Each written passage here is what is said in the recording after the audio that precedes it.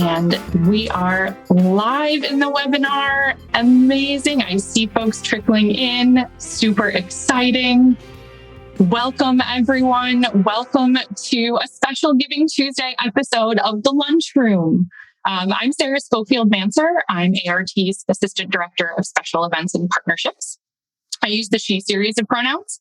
I'm a white woman with dark brown hair that I'm actually wearing up in a bun today for a change of pace.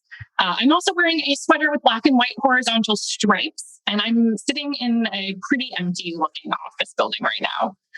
So I would like to take a moment to acknowledge that both the Loeb and the Oberon are situated on the traditional and ancestral homelands of the Massachusetts tribe. And I encourage all of you at home to learn more about the Indigenous land that you're calling in from today. And I will actually just drop a little link in the chat right now so that you can have a tool to investigate further at your own leisure. I don't want to take up too much time here at the top of the hour so we can get to the good part, but I do want to thank everyone for joining us in the lunchroom today. Quick reminder, we do have a special Giving Tuesday online auction going right now, which features some special items and experiences, including, but certainly not limited to, a private Zoom singing lesson with Tony Award nominee and lunchroom guest Elizabeth Stanley, and a private Zoom coaching session with another Tony Award nominee and fantastic lunchroom guest, Kathryn Gallagher. Bidding will close tonight at 10 p.m. Eastern time, so go and check it out when you have a moment. I'm going to go ahead and put a link for that in the chat as well, just for everyone's ease. And there we have it. Amazing. And last but certainly not least, we will have time at the end of the hour for audience Q&A. So please don't forget to drop your questions for the cast using the Q&A feature at the bottom of your Zoom screen. And without further ado, I'm actually going to turn things over to a special guest host today. Diane, do you want to come join me on screen? Hi, Diane. Surprise, everyone. Diane will be hosting the lunchroom. Hi, Diane. How are you? I'm great. I'm so happy to be here and thrilled to be sharing this hour with my beloved family from Jagged Little Pill. Amazing. I can't wait to watch. I am going to disappear for the moment. I'll come back on to moderate the Q&A later. Don't forget to ask questions at the bottom of your screen. Diane, I will see you later. Awesome. Thank you, Sarah. And hi, everybody at home. I'm going to invite our special guests from Jagged Little Pill to enter the Zoom. Drum roll. Here we are. Yay! It's like Christmas. Here we are, our amazing cast members who so graciously joined for today. We're going to do some introductions and then get right into our conversation. For everybody out there, I'm Diane Paulus, director of Jagged Little Pill, and I identify as Asian American. I have green eyes, dark brown hair. I'm wearing my glasses on my head like I always do, wearing a black sweater. I take the she series of pronouns. You all want to introduce yourself? We'll bounce it around. Hey, everybody. I'm Elizabeth Stanley. I take the she series of pronouns. I am a white woman of Scandinavian heritage. I have long, straight blonde hair. I'm wearing a white shirt and a red pop of color lip. Thank you. Hi, everyone. I'm Sean Allan Krill. I play Steve Healy in Jagged Little Pill. I use he, him, his pronouns. I am a 49-year-old white man, and I have, I don't even know, sort of salt and pepper gingery hair, and I'm wearing a black sweater. Hey guys, I am Derek Klena. I play Nick Healy in Jagged Little Pill. My pronouns are he, him, his. I am a white male in his 20s with dark brown hair, and I'm wearing a navy blue long sleeve Henley today. Hey y'all, I'm Celia Rose Gooding. I use she, her, hers pronouns. I am a Black woman wearing a yellow top, and I have very, very short hair. Hi, everyone. I'm Kathryn Gallagher. I use she, her pronouns, and I am a white woman with sort of like reddish, brownish hair. It's new. I don't know what to call it. I have very big eyebrows and I'm wearing a bold lip and a blue and white striped shirt and things are wild. Thank you. Okay, one day I'm going to grow up and I will dare to wear a bold lip. I just can't. I don't know. Elizabeth and Kathryn, you have to take me aside, give me some lipstick, and teach me. Done. I believe in you. I feel like I'm craving it. Like if I don't have to wear a mask, I'm wearing a lipstick that's exciting. It feels so novel. Exactly. Love a lip. Love the bold lip.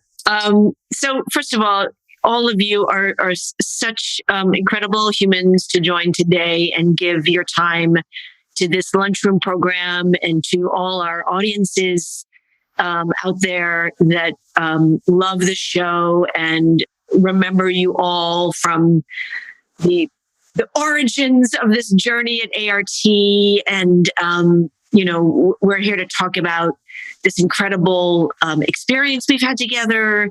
And I wanted to start, I read this quote that Alanis wrote in that amazing book, that coffee table book that has just come out about our show. And she writes that her music, and then she says, our musical is a prayer for the allowance to be human.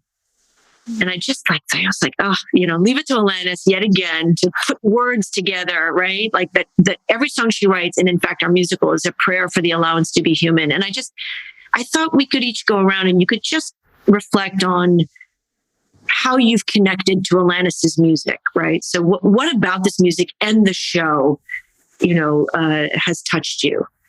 We'll get into the experience and the process, but just the kind of like, I don't know, the universe of Alanis, right? I just love you to hear from you. So anybody, take us away. We'll bounce around and let everybody kind of respond to that.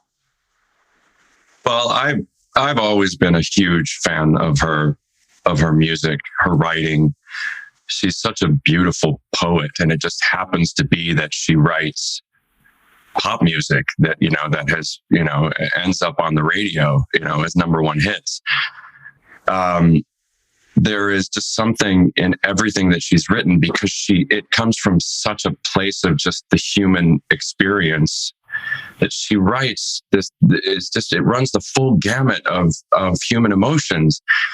So it's so relatable. And to then take that, each song has such an arc to it, to take that and then apply it to this amazing story that we kind of all created together, but Diablo, wrote initially. And it's just, to live in those characters it's such a gift as an artist, to be able to live inside those words that Alanis has written so beautifully. It's truly remarkable.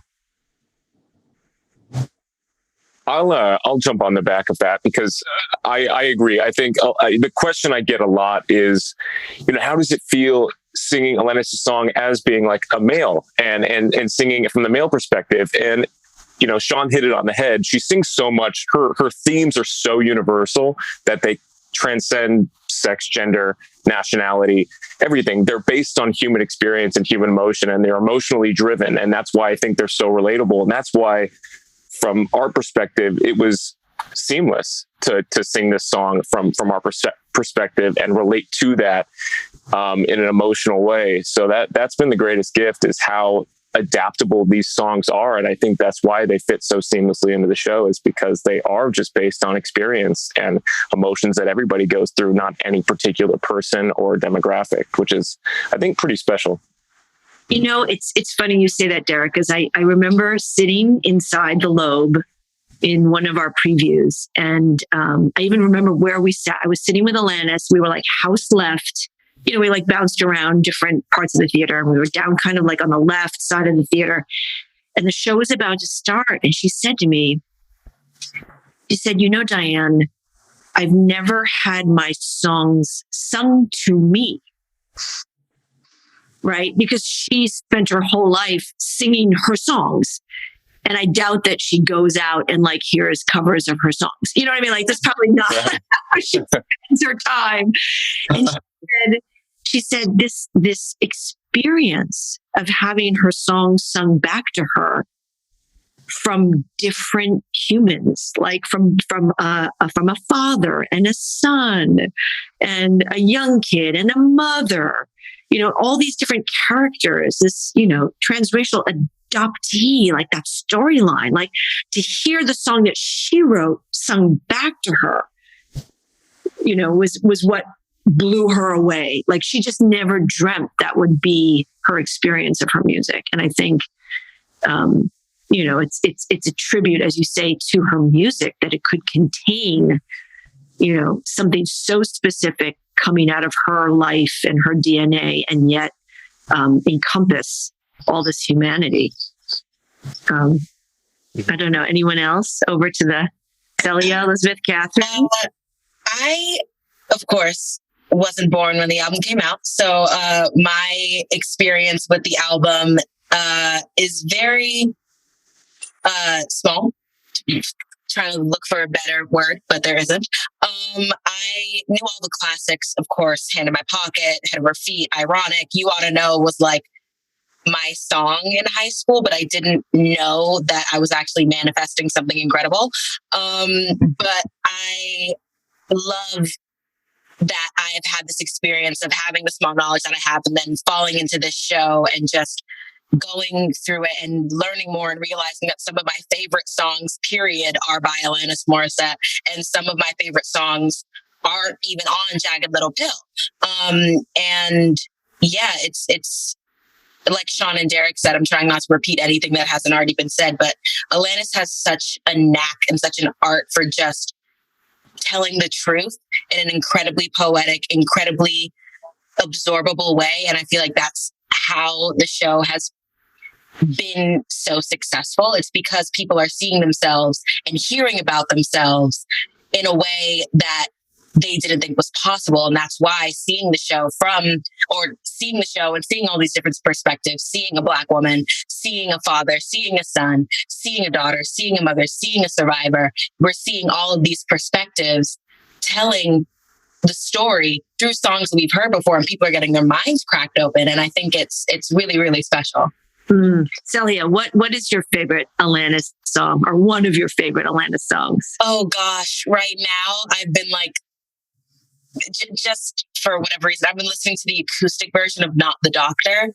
I know I said that some of my favorite songs are not on Jagged Little Pill, and I know Not the Doctor may not be that exact, but the acoustic version, the acoustic Jagged Little Pill album is probably my favorite, next to the original album and the cast album, but Not the Doctor acoustic. Chef's kiss. Absolutely. Okay, I gotta go back and listen to that. It's good. It's a bop. That guitar riff is just that. I mean, it's so good. It's so good. It's cool. Kathryn, I need to see a cover at some point of Not the Doctor acoustic. That would be so sick. That is so funny. Not the Doctor. That's a whole story of how that song finally made it. And that barely almost didn't make it in the show. And then Alanis was like, Alanis literally said to her, she's like, Diane, you've got to put in Not the Doctor, because I just can't stand like the thought of having to ask answer in every interview, like, why is Not the Doctor in the show? Just put it in, and then we'll have had all the shows of Jagged Little Pill, all the songs in the show. And remember how drastically different it sounded in rehearsals too, because we didn't have a guitar or all we had was, Brian on the piano, and it sounded like this Under the Sea. Remember? Oh, yeah. And we would like bop on. Like it was just so good. The feel when we finally got the band, it was like, oh, this is a band. Okay, it's hilarious. Like every time I work on a show that's like got a pop score and they're in a rehearsal with the piano, there's always that moment when the music director turns to me and is like, Diane, just remember this is on piano. It's going to sound different. Yes. What about Elizabeth, Kathryn? Alanis Morissette for you? And I grew up writing songs my whole life. And so my mom sort of, the moment she heard me sing and she saw me sort of start writing things, she was like, well, if you're going to write songs, you have to learn from the best. And so she made me, this playlist and was constantly showing me female artists who were, in the lane she thought I would, grow from. And it was like Alanis, and it was Melissa Etheridge. And it was, so from the time I was like, honestly, 5 years old on, these were the artists that I was, and Alanis mostly was, this huge, sort of like person that I studied every word. And I think that for me, learning how to, and sort of investigating the way that she takes what could sort of be a boiled down emotion in so many pop songs of like, this is a sad song and this is a breakup song. And this is, and there's some beautiful, beautiful songs that are sad or just happy and all these things. But every single song of hers explores this spectrum of emotion so much. And I think that people listen to music when they need to feel seen and they need to feel understood. And I don't know if anybody's ever gone through a breakup that was exclusively sad or exclusively freeing. There's always these different layers of emotions, and her ability to so gracefully express the sort of, multi-layered and this confluence of emotion that happens, just as a person is something that, when she writes these intensely specific lyrics about her experiences, it's like a 19-year-old when she wrote the record, that make the honesty that she puts into it. It's what allows it to be honest for everyone and what allows it to be truthful for everyone. And so, for me, she was just my whole life, been this like gold standard of what it means to be a writer and a performer and a vocalist. And so, you guys have heard me say this before. It's like, I literally wrote a paper on her in college. It's like, she's just been this, everything, exactly what it means to be, an honest storyteller. So she's like everything to me. I didn't know you wrote a paper on her in college. Oh yeah. Glenn Ballard came to talk. So I studied songwriting in college, and we had this weekly class where they would bring in these sort of like incredible people from the music industry to come and talk to us. And we had to write a paper at the end of the year on one of the people that came to talk to us.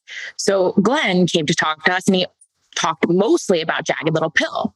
And I remember being obsessed with how like the record was rejected by everyone and like no one wanted to touch it. And like everyone was like, this is trash. And then it was like the biggest thing in the world. Don't you love those stories? I love those stories. So good. And basically how they just like followed their instinct and didn't care about fitting into, what was cool and what was hitting at the time. And then it became the coolest thing that everyone then tried to impersonate. So I wrote like a long paper on Glenn and Alanis and Jagged Little Pill. I was like 18. It was good. Thank you. How about you, Elizabeth? Oh, wait. Can we hear you? Go. Oh, yes. Yeah, we can hear you. Okay. Touching a little bit on what Celia was saying, I just feel like her transparency in her writing, her vulnerability, like juxtaposed with her strength, I guess. Because vulnerability really is a strength, but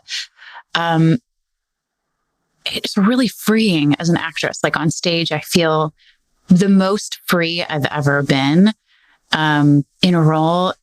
And I feel like also I'm so different from MJ, but I was also able to bring so many parts of myself to her. I think because Diablo wrote a script that is very human and like 3D, but also Alanis' songs are so unapologetic and raw that it just like fits like a glove. It's, sometimes I think when you're doing a musical, the song starts, and I love singing and I love interpreting like songs as an actor, but sometimes it takes a little bit of extra effort to like make it fit and make it work and make it not seem weird that you're all of a sudden singing. Mm-hmm. There's just something about her songs that just feels so natural. Mm-hmm. They're so psychological, they're so they sort of just carry into like a state of being, Yes. I'm wondering, I'm just like looking at all of you and like, oh my goodness, the Tony nominated cast, like how awesome that all of you are Tony nominees and like so proud. And I wonder, can anyone like reflect on the journey artistically for you in this experience? I mean, it's been such a long journey from the readings to the A.R.T. to Broadway, and anyone want to muse on just for you as an artist, what has been an aspect of growth for you personally through this process? I can go first just because I feel like I've literally like grown up with this show. I started at its genesis, doing the first like 29-hour reading down by Union Square. I remember walking in and seeing Derek, and I was like, holy shit, that's Derek Klena. Cool, amazing, awesome. And I remember just seeing, it was just my Broadway debut. I'm 17 years old. I have no idea what's happening. I'm like, emailing my high school teachers on break, like, hi, this is the homework assignment that I did last night.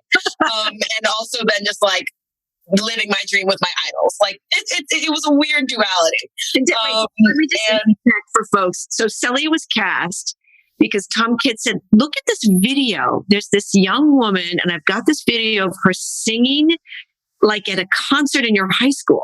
Hotline Bling at my high school talent show, yes. So at your high school talent show. So I looked at this video and I was like, oh my God, like that's it. That's Frankie. And she's actually 17, because we know in the theater often, like, it's not always to play the age of the story. And that's part of being an actor, right? You play older, you play younger. It's part of your shape-shifting. But with Sally, it was like, oh my gosh. So yes, from that audition from your talent show, you walked in the door. Yep. I remember walking into the room and seeing everyone and being ridiculously intimidated. And I remember I was standing and you guys were talking about something. I don't remember what, but I remember I saw Lauren come in and we did the same scene. And I saw Ezra come in and we did the same scene. And I texted my mom and I was like, they keep having me do the same scene over and over and over again. Is this a bad sign? She's like, no, that's a great sign. And I'm like, okay, great. And I got the call after the reading and workshops aplenty. I got the call about A.R.T. in high school. Like we just got out of a grade-wide meeting and I got the call about like, so you got it. And I was crying.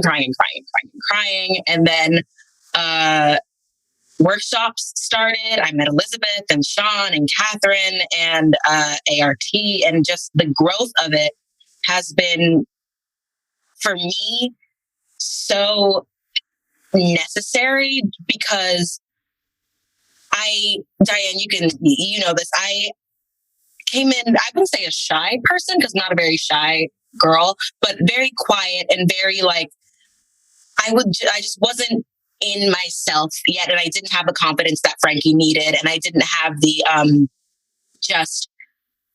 don't know what to call it right now, but I just didn't have the juice that Frankie needed. And when I'm reading these lines and I have to give myself this confidence in order for it to be believable, I ended up taking a lot of Frankie's confidence and it ended up giving Celia a whole lot more confidence than she ever really had. And now having a Tony nomination and a Grammy nomination and just all of the success that comes with this show, it's mind-boggling. I have learned so much from Frankie and from this creative team and from Alanis herself. And just, I feel like I got the best bits of everything I could have for my debut. The best direction, the best choreography, the best book, the best music, the best kind of cast family. It's been a dream and I miss it a lot. But the growth of this has been such a testament to me as a person, but also to this group of people. And yeah, it's been a wacky, wild ride. Anyone else? I was thinking, our show is pretty unique in the way that each of the characters don't exist really without the other. there are some shows where like there's a plot line and there's like a character that kind of drives the plot, and there are characters that come in and out, featured roles that come in and out, but really like the plot would continue to go with or without them being there. But really, this has been such a collaborative effort and such a puzzle to figure out over the years, because each one of us influences each other in such a strong way. And I think that's what makes this such a special show and a special script that Diablo's like figured out how to piece it all together cohesively. And over the years, we've been mixing and matching moving scenes, moving songs. And it's just added like an extra level of ownership to these characters and an extra level of commitment and love and collaboration that I don't think I've ever experienced before. And I think that's why we have come together so strongly as a cast. And that's why it's resonated so much, is it is a show that embraces family and embraces connecting to one another and love and being there to support one another. And we are literally having to do that every night, because it really is a team effort to make this show work. No one person is pulling the load. Everybody is contributing equally, even extending to the ensemble. I mean, the title, like the principal roles would not exist without this group that's pushing and pulling them every which way, which is really special. So we all have that ownership of it that I think is pretty unique. I love that. Yeah, I like. Elizabeth, you go. Oh, sorry, girl. No, I felt like, can you hear me now? P.S. I got a note that my sound was not loud enough. Okay. Yes. No, it feels like a spiritual experience for me, the way that this whole thing came into my life. Like I was just really in a place of where I felt very lucky. Like I'd gotten to do a lot of kind of dream things in my career. And I felt like, do I want to go to grad school? Do I want to leave the business? Do I want to study, something else? Like what else? Like there's more to life. And so I kind of felt in a really peaceful place with my place within the business. And I really was like praying and meditating on like only calling in work that had something to say and that had a lot of meaning and that had a purpose. And so then when this kind of came along, I didn't immediately recognize like, oh, that's it. It like slowly revealed itself then, like, I think the first lab that I did, it was really, like a transcendent experience. I think, Diane, you're so, like an artist's dream in many ways. For me, like you give us so much freedom and you like to play and explore. And that doesn't happen in a lot of, Broadway rehearsal spaces because there's just not the time and money to allow for that. It takes a lot of bravery, I think, to allow for that. And so that was like creatively, I just felt like I exploded. I got to really like spread my wings and then to be the leader of this company is just like a great gift and an honor. And I love every single person. And similarly, I think like Diane, you gave every single person so much space in the rehearsal room, like the creative homework assignments we had to do where we all like brought in these, if you don't know, like Diane gives us the assignment in like the early days of rehearsal where you have to put together your own sort of 1-woman 5-minute show, like here it is, everyone. But I think, it was so illuminating for us to get to see the depth of every single person that was a part of creating this piece. So yeah, I'm with you, Celia. It feels like a dream, and it just feels like I've grown so much as a human being and as an artist, and so then yeah, to have these sort of accolades on top of it all just feels like an embarrassment of riches. Like exactly. Also, can y'all hear my neighbor vacuuming? It's very loud. Yeah. Life in the city. Yeah, it's really wild because I was about to stop acting like for for quits. Because I had finished my first job. I was like songwriting in LA for a while, and then the Deaf West Spring Awakening brought me to New York, and I spent about a year and a half auditioning with like not a single callback, not a single job. And I had this opportunity to go to LA and do this record with these incredible producers, and I was really stoked about it. And I had this audition for a different job the day before I left, and I was kind of like, whatever, like I'll go, but it doesn't matter. Like I haven't had a bite in a year and a half. Why is this going to be different? And I ended up landing in LA, getting a call that I got that job, which was the only thing that brought me back to New York. And that was for a show called You. And that brought me back to New York. So then a week later, when my reps wrote to me and they were like, hey, we know you are obsessed with Alanis and you've told us you want to be in this show before, and there was no place for you. But they've made some changes. They're doing this general ensemble call, and they say that there's some like roles that will pop in and out of the ensemble. But anyway, we just wanted to let you know this is here if you want to do it. And I was like, yes. Duh.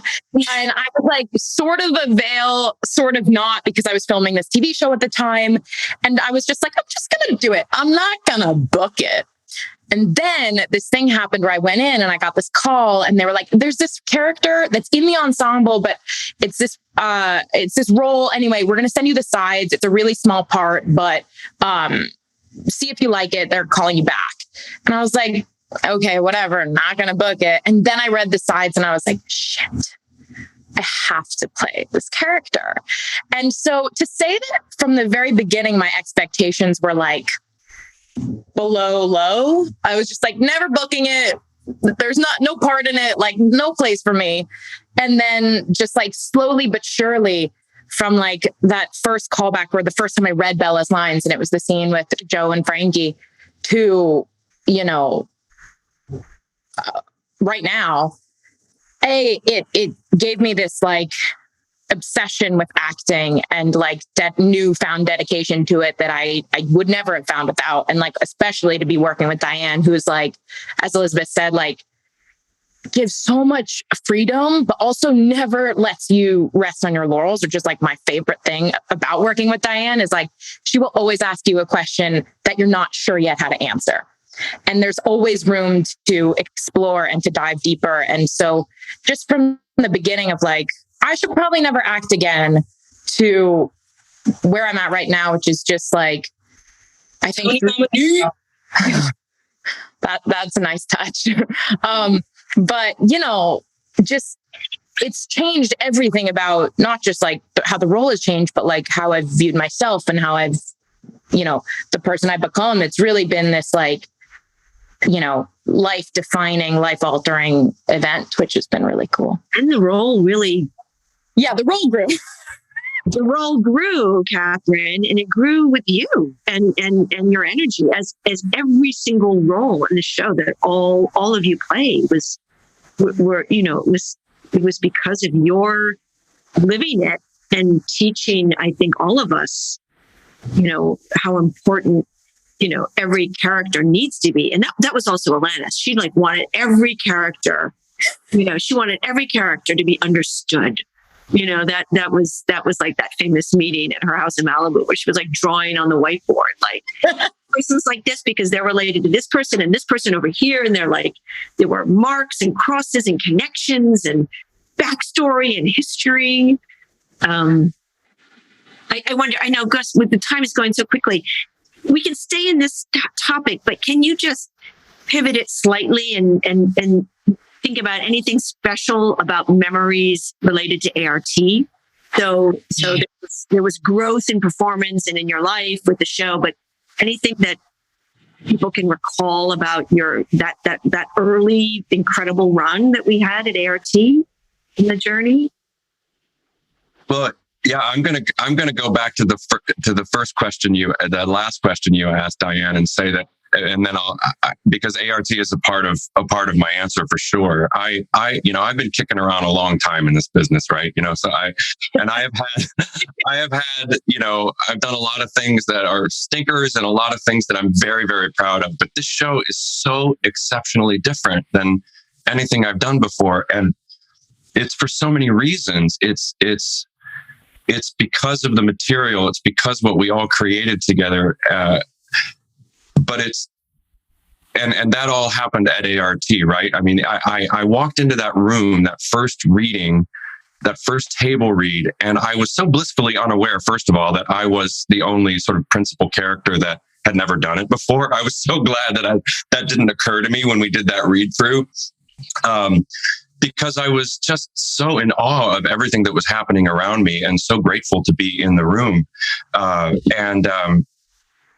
And from that moment, everything just grew. It just continued to grow and expand for me personally. I think the show itself, but for me, sort of learning who Steve was, as I think Elizabeth said, I'm very different than Steve Healy. I don't have kids, and it was a lot of learning for me, and I have just created such a kinship. I developed such a kinship with all of you in our own ways. I feel like I'm so proud of my kids, and I love my wife, and I feel sorry for their friend Bella, and I believe in her, and all of that, and I'm just so grateful to you, Diane, and to all of you for giving me the chance to sort of explore that safely.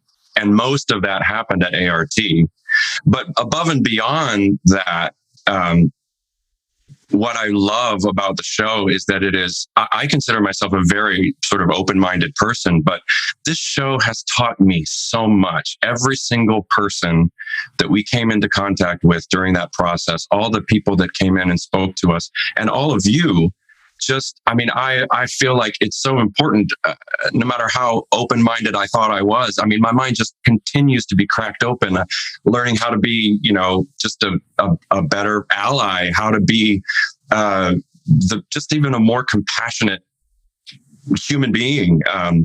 It's been an incredible experience. And at ART, that is really sort of where it germinated, and that sort of it was like a little bit like a camp feeling. We were all housing, we were all not in our homes, and we got really close really quickly because we began this sort of incredible journey together, and even down to like walking to and from the theater together, and going grocery shopping together. It was truly an incredible bonding experience. I will never forget that summer. It was wonderful. Mm.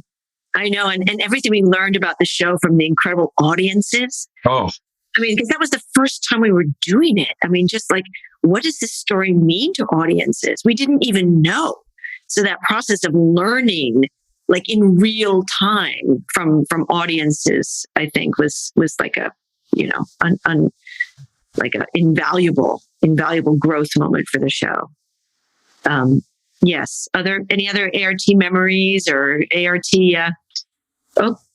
I was just going to say that, you invited a few of us to come and sing at the ART Gala, like the year before we were actually ART doing the show proper, and ART doing the show proper. And that was the first time I had ever sung the songs in public for an audience. And I will never forget that feeling, because I was like, oh, this is like it's completely different, because the audience's reaction to something that they know and they already have a hardwired, like, emotional response to feels so different as the performer than singing any other also amazing song. Like, and it just, I could not have anticipated that. And then that only deepened and got greater and greater as we did the actual production at ART. It was just, to feel that ride of like, where are they going to stand up and not stop clapping? Or where are they not going to clap at all? And they're just stunned. And, all of that was such, that's like what we're missing right now, right? Is like, I know, commune with each other. And the audience at ART was just extraordinary for that. I know. It's okay. It's 12:40. So maybe we should, I see, so I haven't been following this chat, but I see it's very active over there. And maybe we want to hear from our audience and get some questions going. So maybe I'm going to invite Sarah back to help.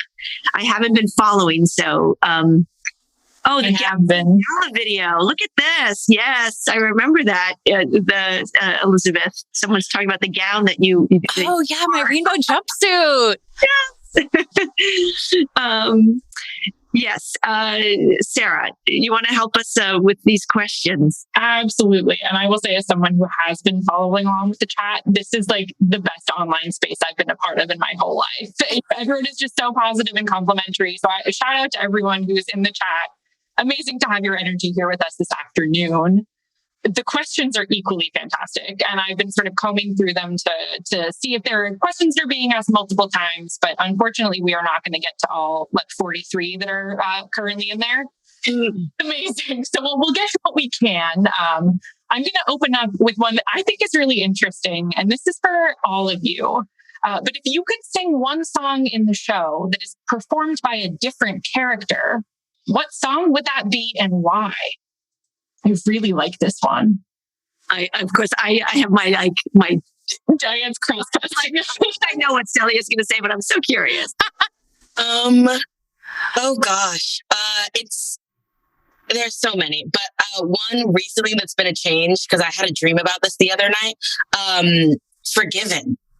That song, what Elizabeth does with that song, first of all, is just a dream to witness. And I just, that moment where she just pushes those panels and is just giving you just open throat and just anything to get like a little bit of fairy dust of that would just everything and more.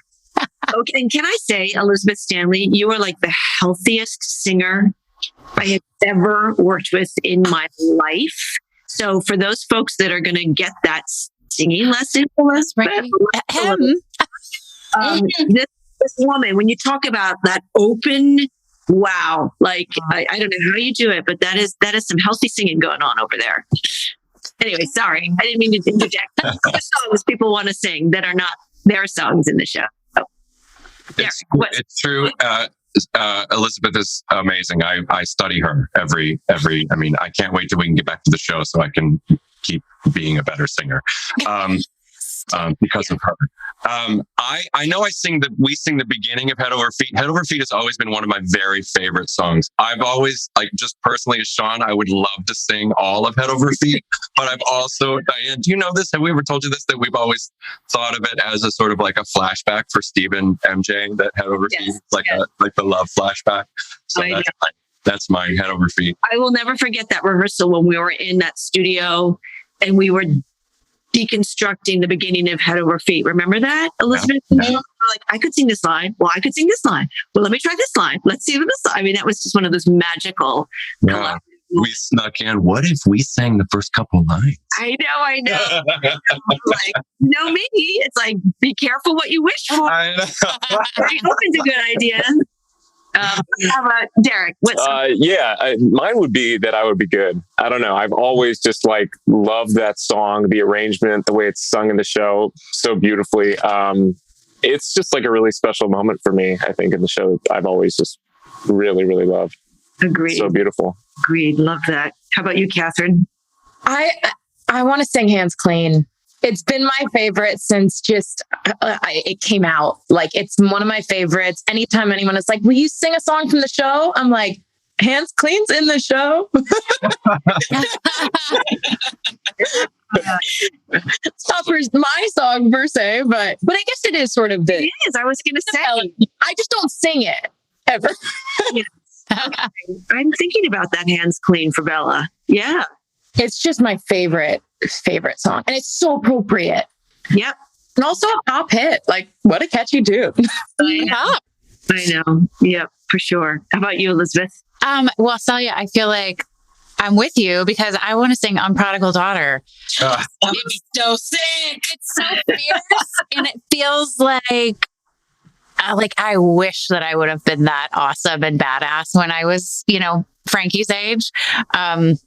And so it would just be such a fun moment to attempt. I don't know about accomplishing the dancing and singing at the same time in the way that you do, but we all have goals for 2021. It's going to be a new, different kind of year, right? Yes. Hello. miscast? Like, I think Yeah. that's where this is needed. I was just thinking that following this concert that we're about to do, Yes. we should do a miscast version where we all All sing songs. Yeah. But all of you are so like you're your beautiful actress selves, but for me, it's like so blended into who you are in the show. Like just to hear Elizabeth saying, "I want to sing on Prodigal," I'm thinking that's MJ. Like MJ wants to sing on Prodigal, and then when Sally, when you're saying, "I want to sing Forgive It," I feel like, oh, I didn't even that's like mother daughter. Like what a karmic, beautiful thing that you would want to be in each other's shoes with those songs. I just love that. Amazing. Love it. JLT tap Lancer's party for the Play that song. Because remember when Sean did his character presentation, you sang oh my God, what's it called? It's not, I mean the hit is So pure. So pure. That's and that was your song, Sean. You were singing it so pure. And then I was like, Sean, guess what? We got it at the show. I was so happy. I feel very very proud of that. Yes, you should be. Yeah, it's We're advocating for the first time Nora did that, like "You from New York," I was like, "Oh yeah, it's in the show!" Woohoo! What else, Sarah? Fantastic. Well, there's a ton of good questions. I am going to say there are tons of people in the chat who are like, I would love to listen to a JLP concert. And guess what? You're in luck. There's one on December 13th. And I'm going to drop a link in the chat for y'all if you'd like to get tickets and explore some of the fun packages that A.R.T has cooked up with some exclusive A.R.T opportunities. Amazing. And then I'll return to our scheduled content of questions. I really liked that last one. And there are a couple of really fun ones here. Someone is saying, well, we're living in terrible times. So it would be great to hear some fun backstage or even on-stage mishap stories. I have. This is great. I'm muting myself and letting you guys go. Oh, yes. I'll let Kathryn go first just because I love this story. Don't do it. We don't. You know what? It's getting kind of late. I think. I think maybe I don't even know what you're going to Yeah, I don't think you either. That's why I Diane, check the chat. You'll find it. Okay.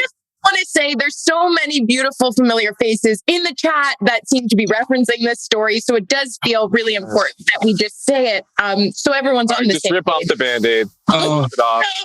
There's this moment in the show. I've never been able to tell the story without like cry laughing, and I'm gonna try. But there's this very serious I can't watch. So we're at the rally for my character Bella. It's just really Kathryn.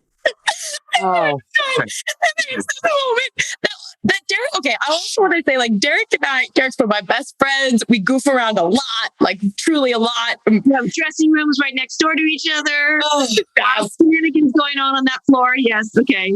And that's what's so good about this. It has nothing to do with our. Like, I wasn't trying to be funny or anything. I wasn't even. No, and we had to be children. be rehearsals. Like we giggle a lot. Like we're generally we're children. Yeah, we are. But so what happened was we're at this really serious moment that we're good. We don't like. We take it very seriously. And Derek was really in it. He has this line, and he goes, "Well, everybody knows the truth now." Everybody knows the truth now, Bella. And this one show. Well, you thought it was one show the first time you did. No. Okay. Go ahead. He goes, "Everybody knows the truth now, Becca."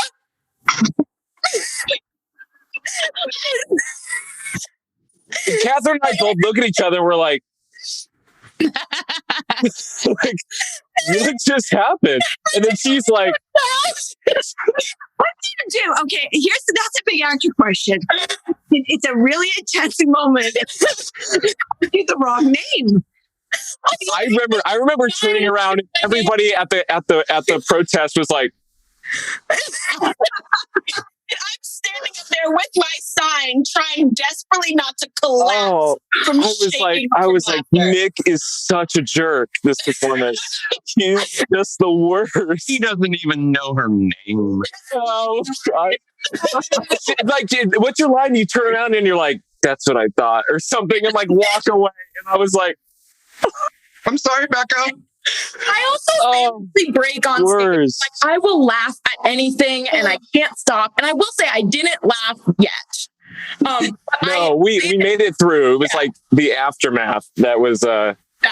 But then you collapsed off stage. Like you held it in. It was brilliant that you didn't laugh during it, but you collapsed into the wing. Now, okay, Elizabeth Stanley, master of improvisation.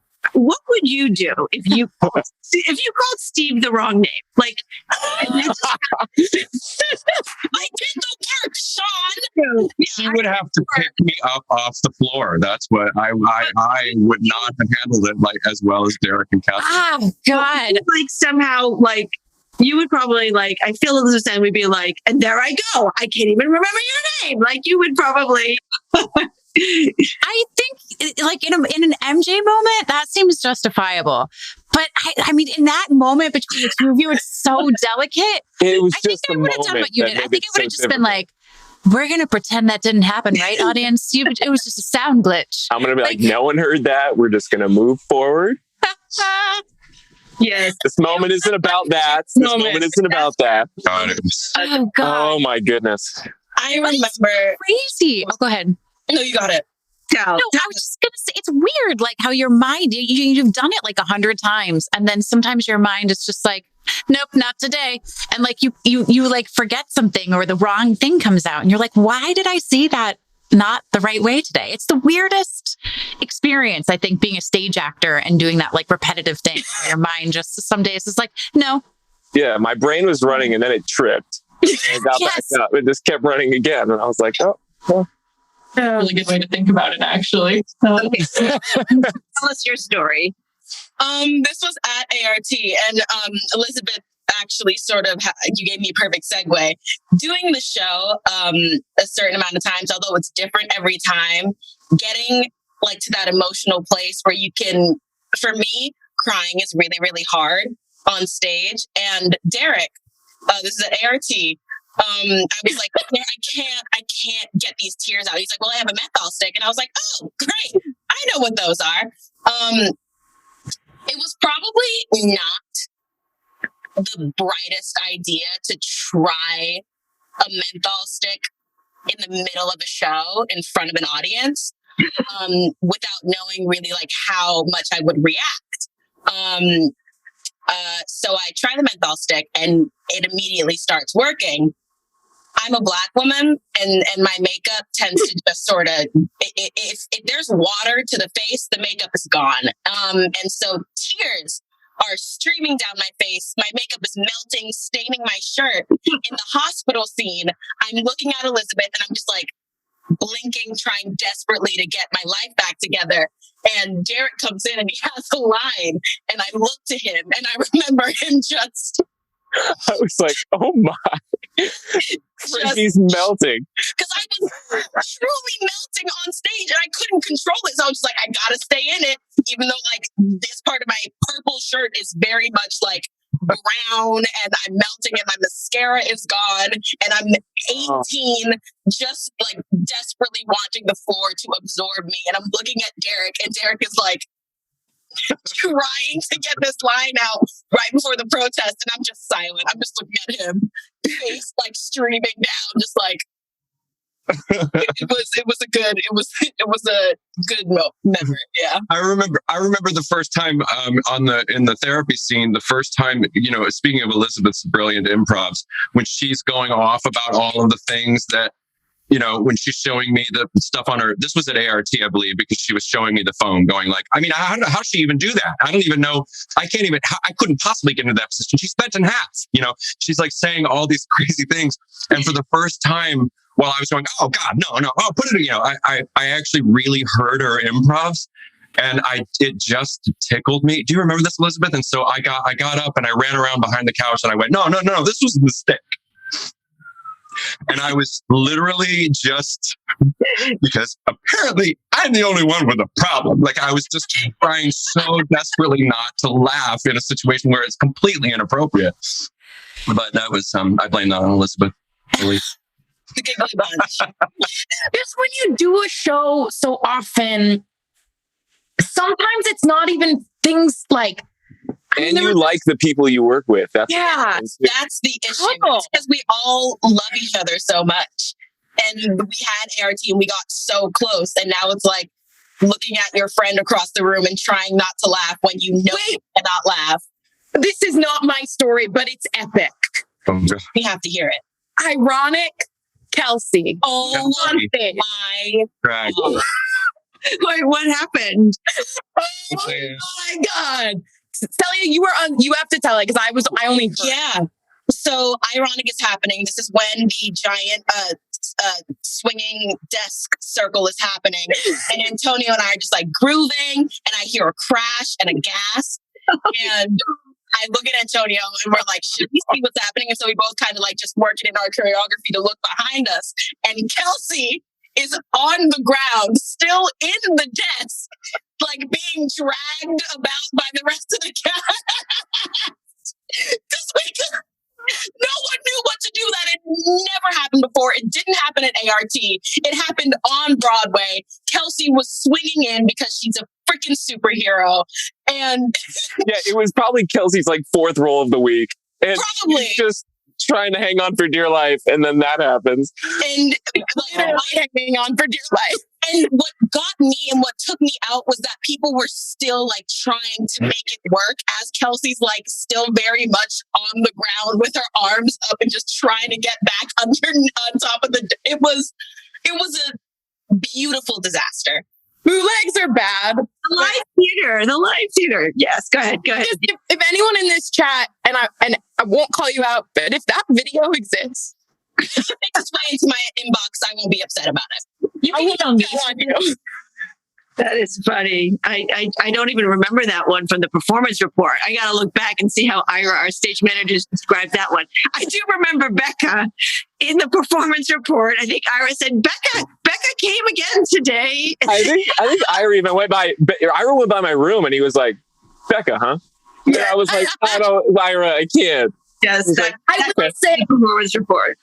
Oh, the cool thing that's happened recently on the internet is when I wear a hat in the show and I'm in the ensemble in the top half, we have named. I actually, some incredible fans of the show have named that character Becca.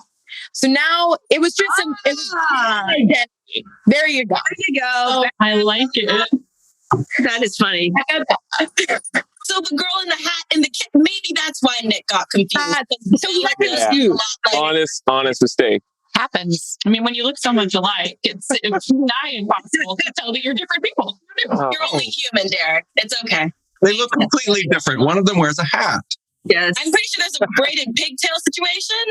That will trip you up every time. All right. This is amazing. This is the lunchroom content I'm after. Do we have time for one more question? I think we have time for one more quick question. And this is the fun one, actually. Someone is saying in one word, if you could use one word to describe how the Healy's would be coping with quarantine, what would that word be? These guys are creative. The questions are amazing. Like the Healy family or like each of our characters getting I think you can, whatever take is more appealing to you. If there's something that's like top of mind. Yeah. Yeah. Imagine the Healys in Greenport, Connecticut in the pandemic. How would they be coping? You know, MJ has a Peloton. But she's taking those Beyonce Peloton classes right now. Okay. I like that. So Kat, love that. And if it's like the end of the show, maybe they're doing like mother-daughter Beyonce Peloton class. Oh my God. Yeah, no, we definitely made a few loaves of banana bread over quarantine. Oh yeah. And a couple quiches. Oh, yeah. Definitely some Right. quiche. Definitely some quiche. I mean, I feel like no one's thriving during the pandemic, but I do feel like MJ would be nailing it. You know? Of course. I love that soundbite. You would, yeah, she definitely would be nailing it. I think I would say my one word, Netflix. Yes.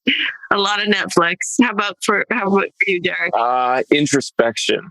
I think, I don't know. It depends on where the Heelys are at. Like if this is end of the show Heely, then definitely introspection. But yes, I feel like that would only deepen Nick's journey. Yeah. Yeah, that would like that probably, you know, help him out in a way. But yes, that time to kind of like regroup and yes, like the whole world is disrupted. So yeah, find his purpose in it all. Yeah.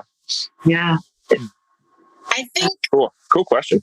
Frankie would probably be protesting still, finding a way to make something shake. I think Nick would be with her.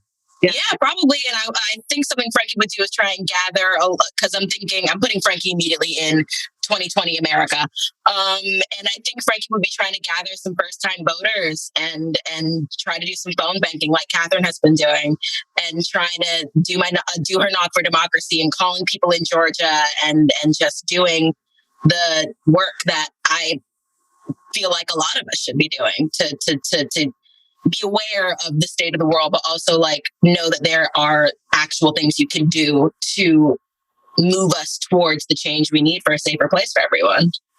Frankie's also gone viral on TikTok for sharing her like political spoken word poetry. Oh, shit. Totally. Yes. We love TikTok. I don't know if any of you are following along with the creation of the Ratatouille musical on TikTok. Oh my God, yeah. It's been a big hit in the A.R.T. family, so we'll have to talk offline about it maybe a little later. Yes.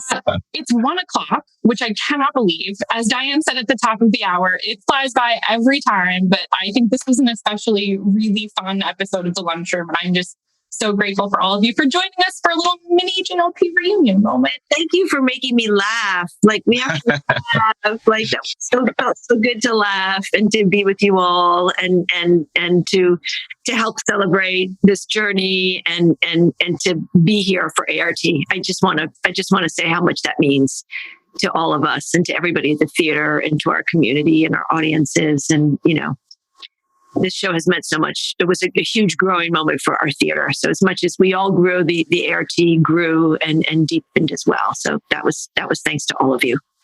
So thanks for being here today. Thank you everyone out there for joining us. Giving Tuesday. If you want to support the ART, there'll be a prompt afterwards. We're just grateful for your continued belief in our theater. So thanks everybody. Thank you. Thanks, everyone. Guys, thank you. Thanks, y'all. Bye. Happy Giving Tuesday. Happy Giving Tuesday. Yeah, take a